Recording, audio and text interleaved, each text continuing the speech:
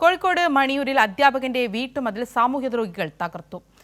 മന്ദരത്തൂർ സ്വദേശി ലത്തീഫിന്റെ വീടിന്റെ ചുറ്റുമതിലാണ് കഴിഞ്ഞ ദിവസം രാത്രി ഒരു സംഘം എത്തി തകർത്തത്. മുഖംമൂടി ധരിച്ചെത്തിയവരാണ് അക്രമം നടത്തിയതെന്ന് CCTV ദൃശ്യങ്ങളിൽ നിന്നും വ്യക്തമായിട്ടുണ്ട്.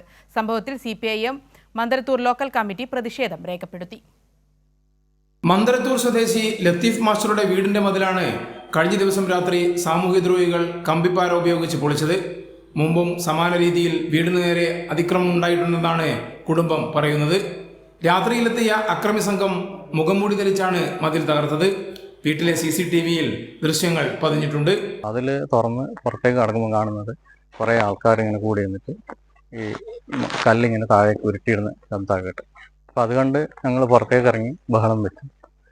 ഭാര്യയും ഞങ്ങൾ മകളും മാത്രമേ വീട്ടിലുള്ളത്. അപ്പോൾ ഞങ്ങൾ ബഹളം വെച്ചപ്പോൾ ഇവർ കമ്പിപ്പാരയും മറ്റൊക്കെ എടുത്തിട്ട് പുറകോട്ട് നല്ല നടന്നു നീങ്ങുകയാണ് ചെയ്തത്. ഏതാണ്ട് ഒരു 10-12 ആൾക്കാർ ഇവരെ കൂട്ടത്തിലുണ്ട്.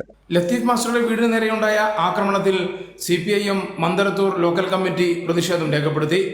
ഇരുട്ടിന്റെ മറവിൽ ഒളിച്ചിരുന്ന് അക്രമം നടത്തിയ സാമൂഹ്യദ്രോഹികളെ എത്രയും വേഗം നിയമത്തിന് മുന്നിൽ കൊണ്ടുവരണമെന്നും അവർക്കെതിരെ കർശന നിയമ നടപടികൾ സ്വീകരിക്കണമെന്നും CPIM ആവശ്യപ്പെട്ടു. സംഭവത്തിൽ വടകര പോലീസ് അന്വേഷണം തുടങ്ങി. CCTV ദൃശ്യങ്ങൾ കേന്ദ്രീകരിച്ചാണ് അന്വേഷണം പുരോഗമിക്കുന്നത്. കൈരളി ന്യൂസ്, കോഴിക്കോട്.